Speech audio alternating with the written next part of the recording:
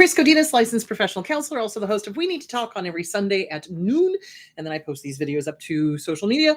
This video is for educational and informational purposes only. The views and opinions stated herein are mine and mine alone. They do not represent the ACA, the APA, or any other therapist for that matter. Boom, shakalaka, done.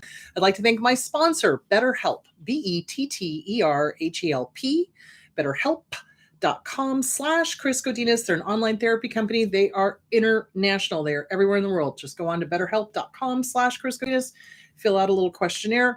They will place you, and make sure you tell them what you're looking for. They will place you with a master's level or PhD level therapist, either in your state or that can do international. So there that is. Thank you. BetterHelp.com/Chris Godinez. I've gotten lots of good feedback from people using them. So thank you. Okay. Hi, everybody. Okay. So today's current event. Well, there's been another shooting. What a surprise. And that's the sad thing. It's like we've gotten to the point now where it's like I'm no longer shocked. I should be, but I'm not. And that's not a good thing. That is never a good thing. So basically, the shooter was apparently bullied, which does not excuse what he did, does not, but it certainly explains it. So I wanted to talk about bullies for a small moment. So bullies, are they made or are they born that way? Well, I think like narcissism, it's a little from column A and a little from column B, to be perfectly honest. You have to have no empathy.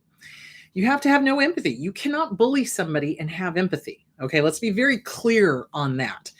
People with a moral compass do not bully. People without a moral compass bully.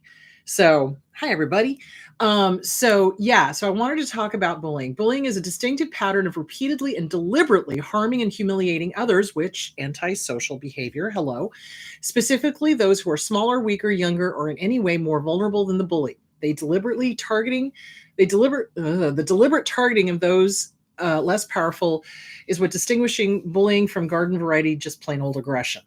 Bullying can involve verbal attacks, name-calling, making fun of others, as well as physical ones, threats of harm, other forms of intimidation, and deliberate exclusion from activities. Studies indicate that bullying peaks around ages 11 to 13 and decreases, supposedly, as children grow older. However, if it is not nipped in the bud, the studies show that those people go on to commit crimes, to have, assault and battery charges, to do more antisocial behavior. So the fact that this kid was bullied, and it was known, like other students had said, oh yeah, this kid had been bullied for years, and nobody, no adult, not one adult did jack diddly squat. And then this kid, because impulse control, teenagers don't have it. Remember, the brain does not fully form until age 28. So late 20s, no impulse control, decided to act out. Now, reportedly, what I heard is that his sister was now being bullied. And so he was angry and was going to stop it. So, here's the thing, guys. If you know bullying is going on, you've got to say something. If you see kids attacking each other in the parking lot of the frickin' In-N-Out down at Santan, say something. Call the cops. Do something. Don't be one of those people that's like, oh, I don't want to get involved. Okay, you know what? If you don't get involved, somebody's going to die. And oh, gosh, look at that. Somebody did.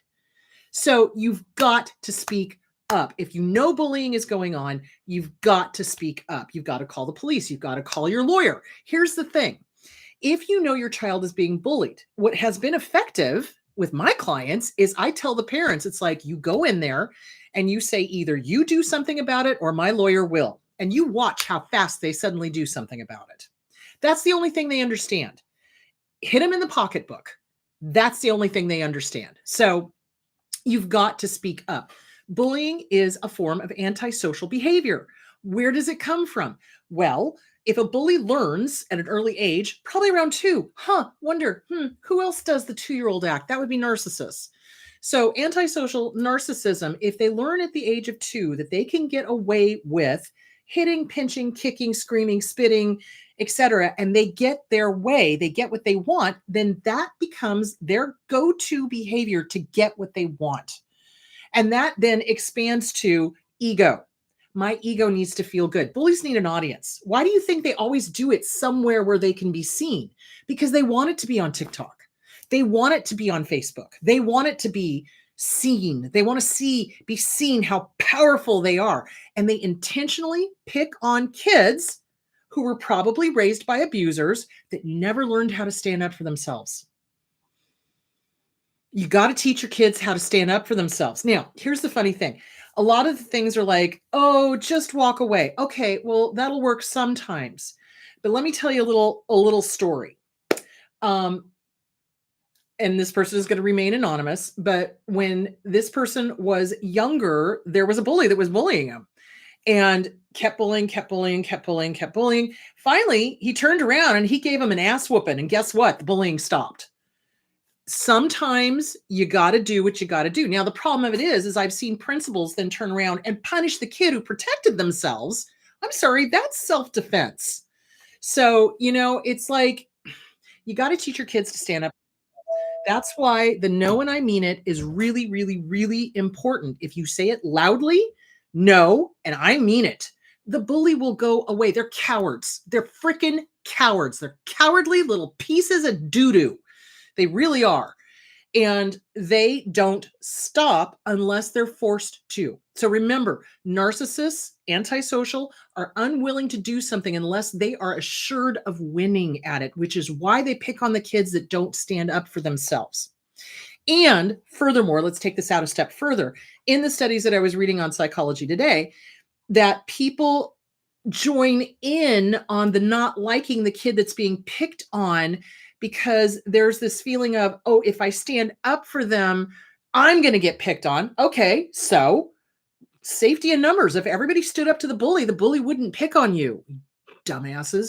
Anyway, so there's that, number one. Number two, there's this sense of, they deserve it, victim blaming. If you see a kid being picked on, if you see somebody being beaten up in a parking lot, if you see a gang of these freaking Gilbert goons doing their doing their adolescent immature bullshit, do something. Stop standing around. Okay. The only way this crap is ever going to stop is if everybody stands up and goes, you know what? We've had it. We're done. I'm not putting up with this anymore. This is bull. I'm not dealing with this. I'm not letting another kid get bullied in school. Principal, you better do something or I'm just going to sue you into oblivion. Seriously. So if you know a kid is being bullied, do something. Speak up. Speak up on behalf of that kid. Talk to the principal. Talk to the school board. Bring a lawyer. It's worth it. If it saves one more kid's life and it stops a child from grabbing a gun and thinking that that's the only way to stop these a-holes, then speak up for the love of Christ and all that's holy. Whew. Okay. Sorry. There's my rant for today. So basically, they bully because that's what they've learned. That's what works. Bullies are born and made. It happens at an early age. If the normal aggression of 2-year-olds is not handled with consistency, children fail to acquire internal restraints. Again, if they don't have empathy, they're going to fail to acquire internal restraints anyway. Bullying remains a very durable behavioral style, largely because bullies get what they want, at least at first, until they reach that age. This is the thing that really pisses me off is people are like, oh, kids will be kids. No, I'm sorry. I know I've been around kids my whole life. And you know what? Not one of them was a bully. You know why? Because they would have absolutely faced consequences. You know what I'm saying? And that's the thing. It's like these impulsive a-holes that are ruining my country, my state, my town, that are harming kids and driving them to kill. They have never faced a consequence. And I'll tell you something else. You want to know why the FBI is finally involved in the Gilbert Goons? Because people started writing the FBI because the town of Gilbert wouldn't do anything. I have some theories on that. So The point being, you've got to be vocal. You've got to stand up. You've got to protect kids that are not yours. You've got to stand up for people when they're being bullied, whether they're little kids or whether they're adults. And so this whole thing about, oh, kids will be kids. A brass knuckle, beating a kid until he loses 7 teeth, a brass knuckle, that's not kids will be kids. That's a thug. That's a goon. That is an absolute pariah of society. How dare they? How dare they bring that evil into my town? How dare they? Oh, that makes me angrier than hell. Anyway, and the parents did nothing. The parents are actually the ones that are like, oh, well, no, we don't want anybody to testify and we don't want it to. Cowards. Absolute cowards. If I see something going down, I'm going to say something. You know why? I'm sick of it. I'm mad as hell and I'm not going to take it anymore. Thank you, network. Anyway, no, seriously, I'm over it. I'm over bullies, and I'm over the gun violence, and I'm over the people not standing up for kids and excusing it. There is no excuse. There is no excuse. Those parents should have been on their hind end like white on rice. How dare you do that to that child? How dare you bully that child? That is not acceptable, but they don't. I don't want to say anything. I don't want to hurt their little feeling. Oh, frick that. I'm not saying corporal punishment, but I am saying absolutely there needs to be consequences. Okay. And social media. Here's why I hate Zuckerberg. Here's why I hate Elon. Here's why I hate TikTok. All of them encourage this kind of behavior. They don't punish it. They don't stop it. They don't throw it off the media. They encourage it. Why? Because if it bleeds, it leads. Even if it's a criminal act in progress, they'll allow it to go on their social media sites. Y'all should be upset about this. I am. This is not okay. This is not okay in any planet. This is not okay. So social media needs to have some repercussions. Honest to God, I'd like to see them get sued into oblivion too. So, if you're going to encourage kids to do these challenges where they hurt themselves or other people, if you're going to encourage illegal acts to be, filmed and then put up there, then you should be being sued into oblivion. That's my opinion. So, oh boy, that just, I'm tired of not being shocked by the violence. I'm tired of the violence being committed against people that don't deserve it. Namely kids. It's always the kids that suffer. Always. When adults act like asshats, it's always the kids that suffer. Always. And that makes me madder than hell. Okay. Sorry. To summarize, the shooter was bullied. Doesn't excuse what he did. Absolutely not. But it's understandable. Because when kids are pushed, when people are pushed to their limits, they react. And especially a kid that's 17, doesn't have impulse control, didn't have anybody supporting him, doesn't make what he did okay. 100% does not. Absolutely not. But boy, howdy. Those people, those kids that were bullying him and his sister, they need to face consequences too. They absolutely do. So the kid who was the shooter ended up turning the gun on himself. He's dead. And it just makes me angry and sad. It's not okay. It's not okay. We have all got to stand up. This is not okay. And if enough of us stand up, guess what? It'll change. But people have got to stop being afraid, and they've got to stop doing the whole, oh, it's not my problem. Yeah, it is. Guess what? It is your problem. We got one freaking planet, a-holes. One freaking planet. And we better get along because this is all we've got. As far as I know, there's no planet B. So, okay. Sorry. There we go. So bullying basically comes from being raised by idiots. Idiot parents that are probably personality disordered, that have allowed the bully to do what they're doing, that are not letting the child face consequences. And here's the thing. So when the child finally grows out of the, oh, they're just a kid. Okay, well, now they're 18. Now they're going to get prison time. You punch somebody's teeth out with a brass knuckle, you're going to prison. Assault with a deadly weapon,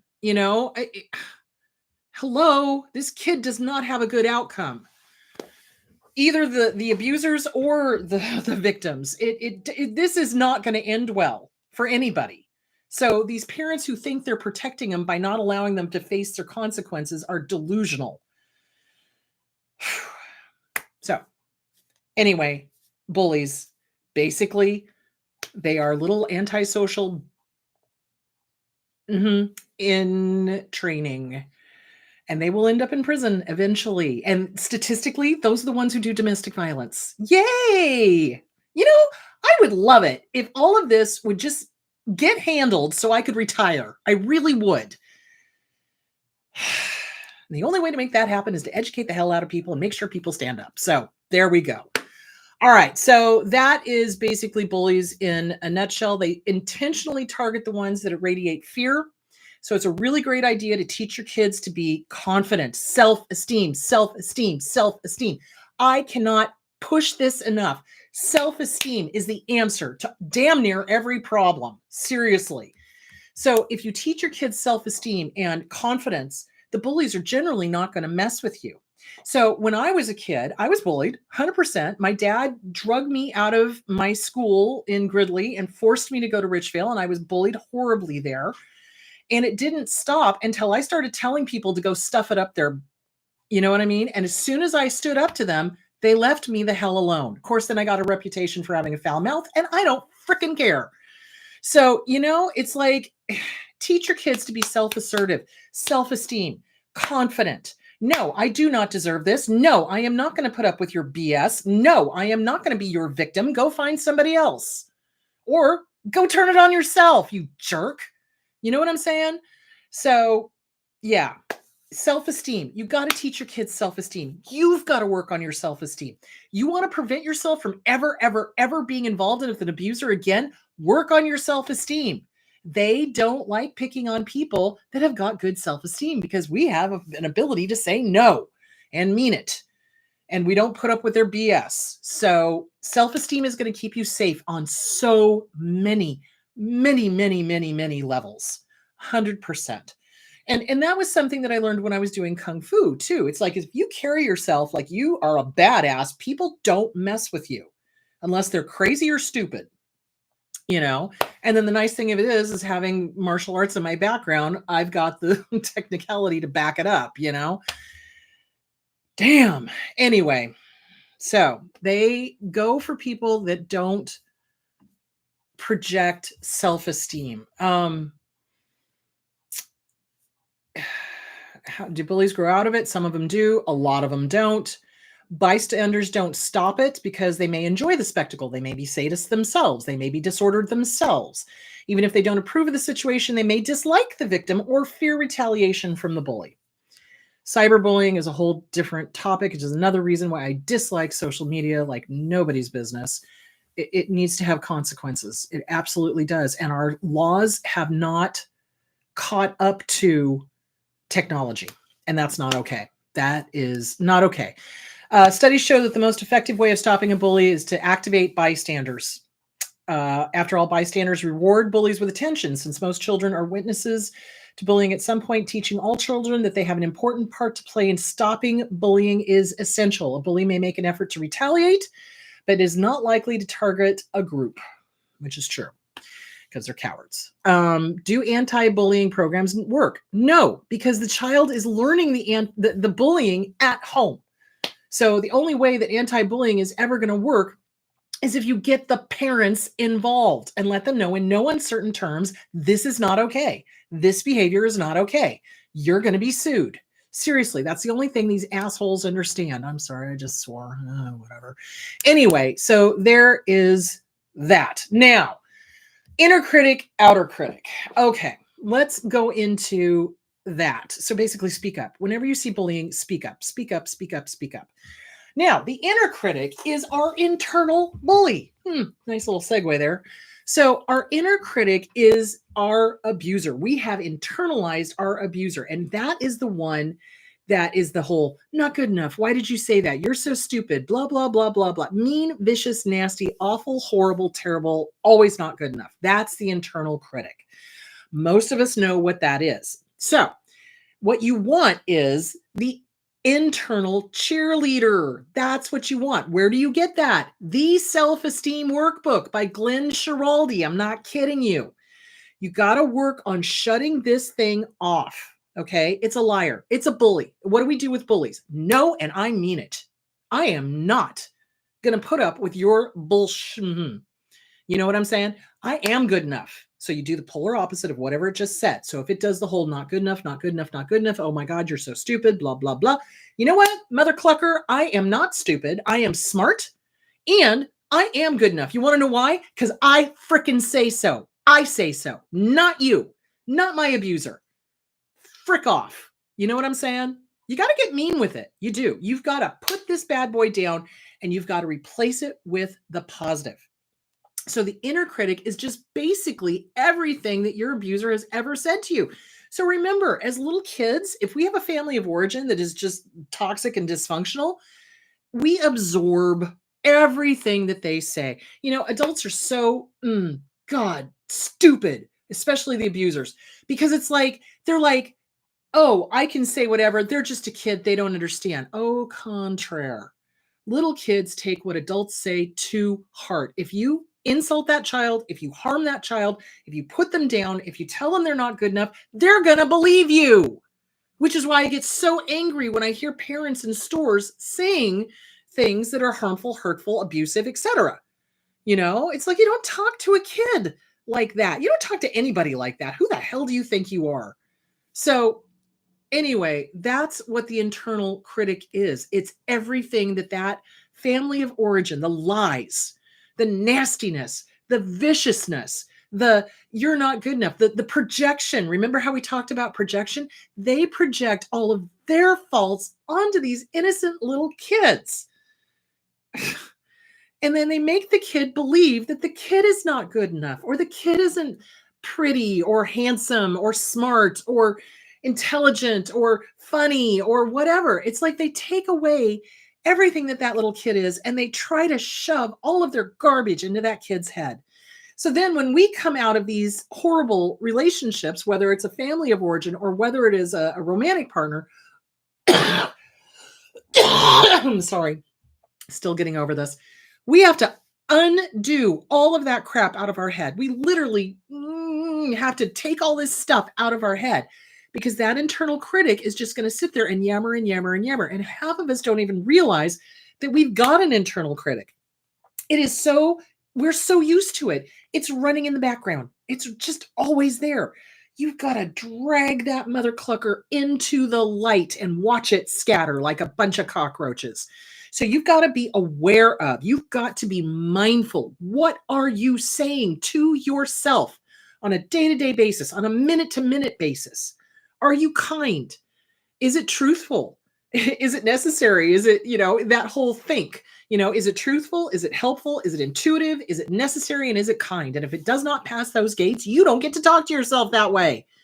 So the interior critic is always going to be mean and vicious and nasty and not helpful. It's always going to second guess. It's always going to put you down. It's going to spew whatever your abusers have lied to you about, whatever your abusers were trying to get rid of in their head and shove into yours. So you've got to be super mindful about confronting it and then replacing it. Okay. So one way to help do that, besides out loud saying it, is you write it down. Write down all the inner critic bull tinky. And then you challenge it and you replace it with the positive. Abso-freaking-lutely. Challenge and replace, challenge and replace, challenge and replace, and then burn it, and you could write a letter to whoever shoved this stuff in your head. So that's the inner critic. Okay. How do you work on that? Challenging it. Self-Esteem Workbook by Glenn Schiraldi. I'm not kidding here, guys. Work it. Half an hour a day. Work it. The other thing you're going to want to do, mirror work. Hi, little one. Good to see you. Have a great day. You know what? Here's all the bull tinky that they shoved into your head. None of it's true. You don't have to believe it. I give you permission to not believe their malarkey. You get to love yourself. It's okay. You get to like yourself, even more importantly. That's okay. You get to feel good about you on a daily basis, on a minute-to-minute basis. You don't need to second guess yourself. You don't need to be mean to you. You're not them. You're not them. You're okay. I love you. And then walk out. Seriously, you've got to start being the parent you needed but did not get. So when you do your mirror work, you work on shutting that inner critic down, telling it to go pound sand, and you replace it with what is true. What is true is you're a child of the universe. You don't have to believe their malarkey. It's okay for you to like yourself. It's okay to feel good about yourself. It's okay to challenge all of their crap. It's okay. You get to be happy. They never could, and they couldn't stand it that you could. That's why they tried to kill you. So, emotionally speaking, sometimes physically, but there it is. So, yeah. So do that mirror work daily, daily, daily, daily. You've got to start doing that daily because that's really going to get you where you need to go. Because the more you do that, the more this starts shutting down and the more the cheerleader comes in. Hey, that was pretty good. Hey, good job. You know what? I like you. Hey, isn't a pretty day outside? Wow. It starts getting positive. Okay, now we're going to flip into the outer critic. So the outer critic is also learned by those jackwagons. Outer critic is harsh and critical of everything and everybody. Like literally everything and everybody. Not just abusers, because they deserve it, but other people. Like everything is wrong. This is wrong, that is wrong. So the outer critic is constantly judging everyone around us, and that's not okay. So how to recognize the outer critic. You may be familiar with, and this is from theawarenesscenter.com, how to recognize the outer critic. How to recognize the outer critic. You may be familiar with the inner critic, that insidious voice that just talks you down and makes you feel bad or sad. The inner critic is often said to be an internalized vision of the critical parent or partner, using similar words and tone of voice to belittle you and make you believe you're not worth much. And worse, it tries to make you think that it's you. It's not you. Healthy, normal kids, healthy, normal people don't hate themselves. But I'll tell you who does. The abusers do. So it tries to make you think that you're the one, that this is, oh no, this is just me. No, it is not just you. This is coming from outside of you. However, you may not be quite familiar with the outer critic, which can also develop as a result of poor early caregiving.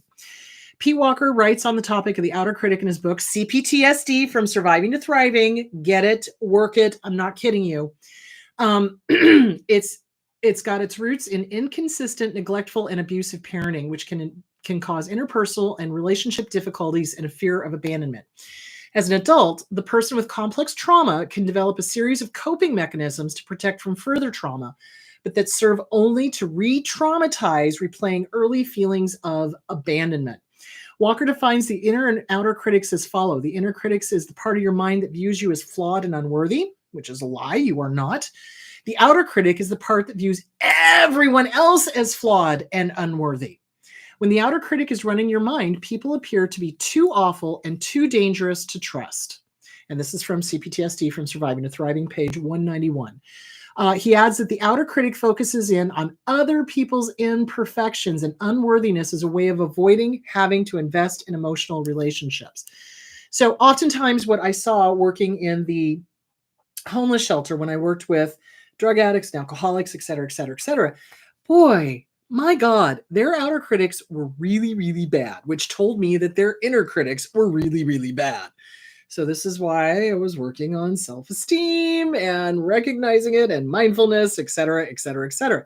So what will often happen is we've gotten that learned behavior. The outer critic is a learned behavior. It's a flea. So if it's a flea, we can squish it. Okay. So this too is going to take mindfulness. So what the outer critic does is it judges everyone as wanting. It's like nobody's good enough. Nothing's good enough. Nobody's good enough. This is wrong. That is wrong. They're wrong. Judge, judge, judge, judge, judge, very judgy, very judgy, oh, why are they wearing that? Why are they saying that? Why are they, they're too loud. They're too this, that. Whoa, jump back. What the hell? That's the outer critic. So the outer critic is judging, judging, judging, judging, judging. But here's the problem. As much as the outer critic is judging other people, I can guarantee you that inner critic is doing just as much judging, which is how I know people have not worked on their inner critic if they're judging on the outside. Does that make sense? And that is something you want to listen to. Really, really, really, really, really listen to that. It's like if you're around somebody that's judging, judging, judging, judging, judging, judging, harsh, mean, critical, blah, blah, blah. They haven't done the interior work. You may not want to be around them right now. So, as you are healing, you need to not be around somebody who's going to be judging you all the GD time. You know what I'm saying? So, okay. So the outer critic, passive aggression. Okay, hold on. Okay, so the outer critic is a response to parents who were too dangerous to trust. The child learns to be hypervigilant to even the tiniest sign that the parent is becoming imperfect or dangerous, and as a grown-up believes that everyone else will be similarly untrustworthy. So how do we combat that? Well, you've got to learn to trust yourself first and foremost. You must learn to trust yourself first and foremost. That is important. So what do? We start trusting our gut. How do we trust our gut? Okay, our gut is our instinct. It's that gut instinct. Do I like this? Do I not like this? Is this okay? Is this not okay? It's listening to your gut. So you start with things that you already know. For me, Chris, do you like peanut butter? Oh, God, no. And it's like this visceral action. It's like, oh, God, no. But do I like Reese's peanut butter cups? Oh, yeah. Yeah, I do. There's no story. It's just a yes or no answer to a yes or no question. So we've got to learn to trust ourselves first. What happened to us was family of origin came along and said, oh, no, you don't see the pink elephant taking a dump in the corner of the living room. That's not there. They lied to us and they made us second guess what we knew to be true. Okay. Then we start not trusting ourselves. And then they start gaslighting and they start lying and they start saying, oh, I never said that. I never did that. And then we're left going, what? But you did. And then we stop trusting ourselves. And we certainly can't trust them. But then as we grow up and become adults, we don't trust anybody, not ourselves, not anybody else. You got to start with yourself. Self-esteem workbook, Glenn Schiraldi. That is the starting point. CPTSD from Surviving to Thriving. That too is the starting point. Those two in conjunction are really good. Okay.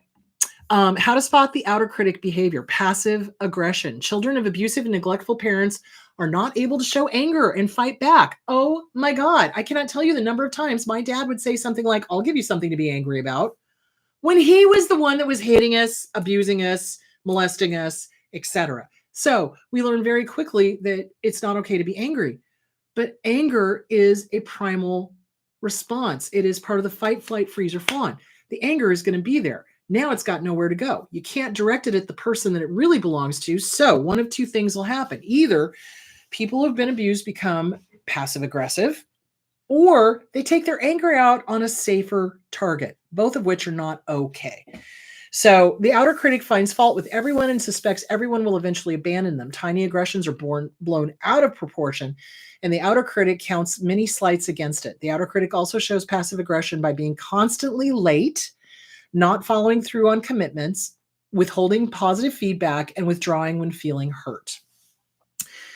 The outer critic also hides behind being honest. They will tear down somebody that they think they can and hide it behind, oh, I'm just being honest. Nope. You do not. That is not. There's constructive criticism and then there's destructive criticism. The outer critic is always destructive. Always. Inner critic is always destructive. Constructive criticism is where you give the person a way to be better. This might be a better way of doing it. What you're doing is great, but this might be a little better. Okay. Destructive criticism is, oh, you're doing that all wrong, and not giving them a way to do it better. So there's destructive criticism and there's constructive criticism, and abusers will hide it under, oh, I'm just being honest. Oh, I'm just giving you constructive criticism. Well, if you're not giving me a way to do it better, then you're not. That's destructive. So be careful of that. Again, run it through the gates. Is it truthful? Is it honest? Is it intuitive? Is it necessary? And is it kind? And if it does not run through all those gates, do not say it. Absolutely. And then figure out, where is this coming from? Where is this outer critic coming from? Who does this? Oh my God, Bob. Holy crap. Look at that. There you are. Yep. And then write and burn.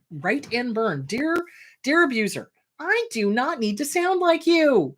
You can go pound sand. Thanks for playing. Bye-bye. I'm taking my power back. I am not going to judge people. No, thank you. Nobody died and named me God. Piss off. You know what I'm saying? So that's what you want to do. Okay. Fear of vulnerability. The outer critic has to be hypervigilant to potential slights and dangers. Children with complex trauma are often mocked, victims of other bullies, scorned for seeking support by their abusers, and or love from their abusers. The abusers don't love them, they withhold, and can create fear of intimacy and vulnerability when they're older. The outer critic believes that everyone else is as potentially dangerous as the original caregivers or abusers. They also believe that everyone is out to get them. The outer critic can emerge during emotional flashbacks where a current situation brings up all the old emotions of a very old wound as if it were happening again. It makes the person think that others will leave them or break their heart, telling them to depend only on themselves, which is a trauma response. Not accepting help, not asking for help, that's a trauma response. They look out for the tiniest signs, facial expressions, words, actions that the person will let them down. A need for control. The outer critic seeks control in order to make themselves feel safer. Controlling behaviors can include shaming, excessive criticism, being bossy, controlling conversations, sometimes one-sided. Control can extend to others' diaries, social life, what they eat, and what they wear. Lurching between the inner critic and the outer critic. People with complex trauma can lurch between despising themselves, toxic shame of inner critic, and despising others, toxic shame of outer critic. They can get stuck in listing the faults of others and then all the ways that they themselves are inadequate. This can cause loneliness and isolation. Perfectionism, working so hard to be perfect so that nobody criticizes you. There's no way you can live up to that. And abusers know that, and that's why they do it, because it's an excuse for them to abuse. Walker says that the first step to challenging the outer critic is to become mindful of it. Start noticing when the outer critic feels the urge to rant or to push other people away. Note what's going on in the dynamic that's driving this urge. Consciousness and awareness are the first steps to making changes. Walker writes on page 195, we need to protect ourselves from alienating people by presenting ourselves as if we are so defective that we do not deserve to be loved. So the outer critic will, and like I said, when I was working in the homeless shelter, a lot of times the guys and gals would do this whole, well, at least I'm not a heroin addict. And I'm like, whoa, whoa, whoa, whoa, whoa, whoa. Just jump back. Okay. You're an addict. You guys are all addicts. Doesn't matter. Doesn't matter what your substance was. You're all addicts. And boy, howdy, they didn't like to hear that, because that outer critic, that learned behavior, needed to feel superior to somebody else. And then we'd have this discussion of, well, where's this coming from? Where is this, because you can't judge others without judging yourself first. So where is this coming from? And then eventually it would get real, you know what I'm saying? And all the abuse and stuff would come up. So anyway, that is the outer critic. And so you've got to be very careful of the judging. And I'm not just talking about, when I go on a rant about a bully, okay, I'm talking about judging everything and everyone as wanting, okay, not trusting yourself, not trusting other people, being passive aggressive, judging other people all the time. Really, you got to take a stop and go, how am I judging myself all the time? How can I stop this? I've got to be able to be mindful of it and stop it.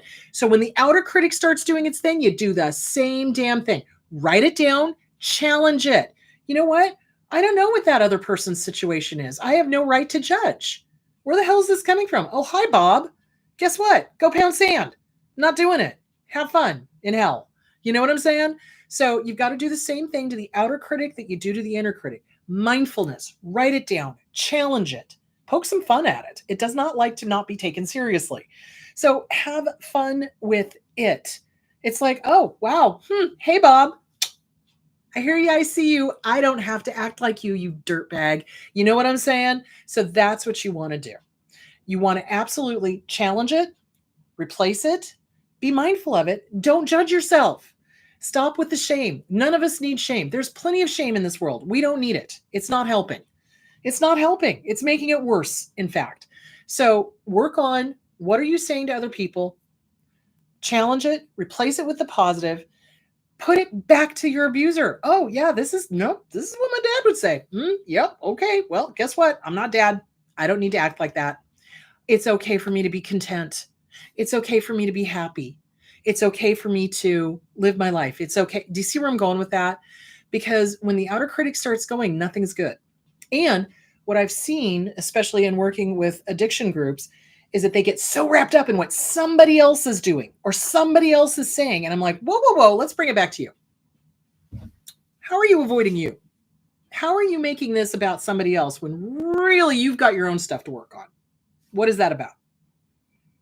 So remember, it could be a diversion.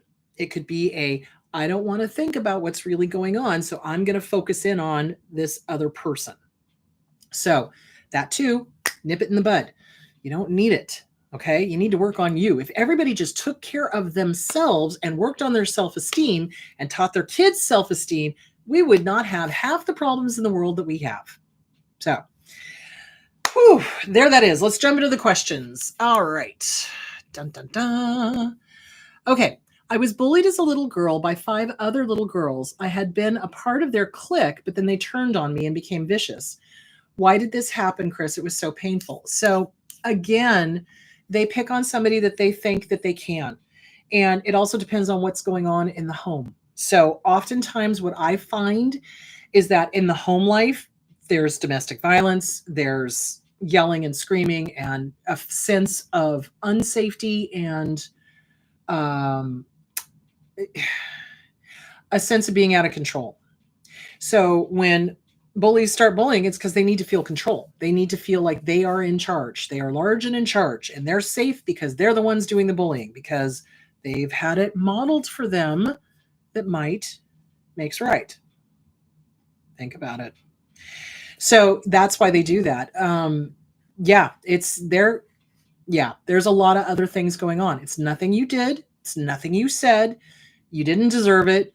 It's just something that was going on in their home. And then the other little girls are followers. They don't want to get in trouble with the main bully, so they join in because they don't want to be in trouble. That's why I'm saying is teach your kids right and wrong.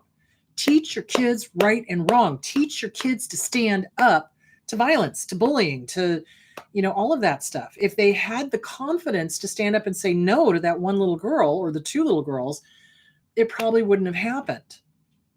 So there that is. And here's another thing. Stay in touch with your kids. Talk to your kids.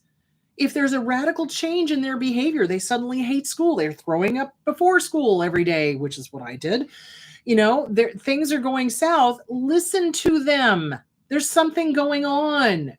That's when you get involved. You don't just go, oh, they said everything's fine. Kids are not necessarily going to come straight out and say, hey, I'm being bullied, especially if you don't make it safe for them to say that. So stay in touch with your kids, talk to your kids, know your kids' moods, know how they are. It's in my book. I don't even know where it is. It's somewhere in this mess of an office. But in my book, what's wrong with your dad? I threw up before school for 2 years. And my parents just, la, la, la, la, didn't get it because they didn't want to deal with it. Because my dad threw me into a different school district with kids I did not grow up with that were vicious and mean and nasty. If your kid's throwing up before school, if they don't want to go to school, if there's a change in mood, they're happy-go-lucky and suddenly they're sullen and morose, something's going on. Intervene. It's your job. Do it. So there that is. All right, hold on. Yes, it was painful. So write and burn a letter. Write and burn a letter. Write and burn a letter. Write and burn a letter. It was not you. It was them. So yeah, there that is. Okay. Is antisocial behavior caused by genetics? I'm going to say yes. Nature, nurture. So it's the eternal question. Is it nature? Is it nurture? I think it's a little from column A, a little from column B, a little from nature, a little from nurture. If the kid does not have empathy, if they cannot put themselves in somebody else's shoes, they're going to have behavioral issues. They're not going to understand emotions. They're not going to be able to relate to another human being. They're not. Okay. So nature, nurture. Now, are some bullies that grow out of it, do they have empathy? I do think that they have empathy. The ones that grow out of it and do take responsibility and make amends, et cetera, et cetera, et cetera. Those I think you can work with. But if they don't have that empathy cog there, you haven't got the chance of an ice cube in hell, basically. Let me answer the rest of the question. Do they have a malfunctioning ACC in the brain, part of the brain which acts like a bodyguard that says, that's enough, simmer down, stop. Just wondering if it isn't learned behavior, but also predisposed to acting this way because of their brain difference. So part of it is that most bullies are in the middle school and high school. Okay. Most, not all. There's still some adult bullies out there. Impulse control is a huge issue. They don't have impulse control. If you look at all of the personality disorders, all of them, the main point of all of them is they don't have impulse control. Narcissists do not have impulse control. Histrionic does not have impulse control. Borderline personality does not have impulse control. All the other ones, I can't think right now. Anyway, the point being is their main characteristic is there's no impulse control. Now, you throw on top of that a teenage brain or dear God, they're not going to have impulse control. Why? Because the brain doesn't finish developing until age 28 or so. What's the main sensor in our brain is our frontal lobe. So if that's not done developing, you're not going to have great impulse control. Why do they charge higher prices for car rentals to males who are under the age of 25? Because their impulse control is not done forming, basically. So yeah, it's nature, it's nurture. There is a little from column A, a little from column B, and the youth makes a big difference. Now, here's the other thing. If there were parents that were guiding these kids, even if they didn't have empathy, the kids would not be doing what they're doing because there would be consequences, and they would not want to have consequences. So they won't do the things that are going to get them consequences. But if you've got parents that are like abdicating and just, let the teachers raise them, good luck with that, because we can see what's happening. They're going to continue doing abnormal behavior. So is it nature nurture? You betcha, 100%. And it's the age, it's the level of the brain development, it's impulse control, it's genetics, it's what's going on in the home, etc. Does the narc make the kid believe they are inferior because the narc needs to feel powerful, but feels inferior themselves? Yes, 110%. Every single narcissist ever on the face of the planet needs to feel one up. It's a game of one up. And if they're one up, somebody has to be one down so that they can feel superior. That's their ego. When I say there's no there's no empathy, there's no kindness, there's no sense of right and wrong, there's no moral compass, nothing. It's all ego. Me, I, more, my genitals. That's all they care about. So yeah, if they're one up, somebody has to be one down. So they either pick on a person or they pick on a group of people to decide that they're one down and they're one up. So yeah, people who do that, it is kind of letting you know who they are. They're showing you who they are. Absolutely. Excuse me. It seems that narcs need others to be less than they are. Yeah, 100%, because they have to feel superior. They cannot feel average. To them, that's not possible. I'm not average. I'm above average. I'm special. I'm this, I'm that. So they absolutely need to feel superior to everybody and everything. So absolutely. So outer critic, you must deal with the outer critic the way you deal with the inner critic. Write and burn, challenge, write it out, write out what the judgment is, challenge it, forgive yourself. Where did you learn it from? Oh, look, this belongs to my abuser. You know what? I'm handing it back to you. Have fun with that and then burn it. Let it go. Let the smokes go to heaven or hell or wherever they are. It's like, I don't need to hang on to this. I don't need to hang on to this. This is baggage I don't need. No, thank you. Thanks for playing. Bye-bye. You know what I'm saying? So you've got to handle that the same way you handle the inner critic. So gentle with yourself, gentle with other people. Gentle with yourself, gentle with other people. Caveat, and the exception to that is abusers. In which case, call the police if you see them beating somebody up. Absolutely. Let them have consequences. This is not okay that they're harming kids. I'm so over it. So over it. Anyway, so there that is. Okay, kids. Next week, what am I talking about next week? I wanted to talk about something. Oh, my brain has completely slipped away. What was I going to talk about? Oh, the importance of privacy. Let's talk about privacy. Why is that important? And a lot of us were not raised with that. So this kind of goes with boundaries. But this is like a step further. So we're going to talk about privacy. And we're going to talk about privacy in regards to social media, because I think that's important as well. So, all right, guys, we're going to talk about the importance of privacy, especially once you've left an abusive relationship, whether that's familial or it's a, former partner. So, all right, kids, take good care of yourselves. Drink plenty of water. Stay warm. I hear we're going to have all sorts of crazy weather. Please drive carefully. Just, if it's nasty out, drive slow, drive carefully. Just be careful. All right, I will talk to you guys later. Take good care. Bye.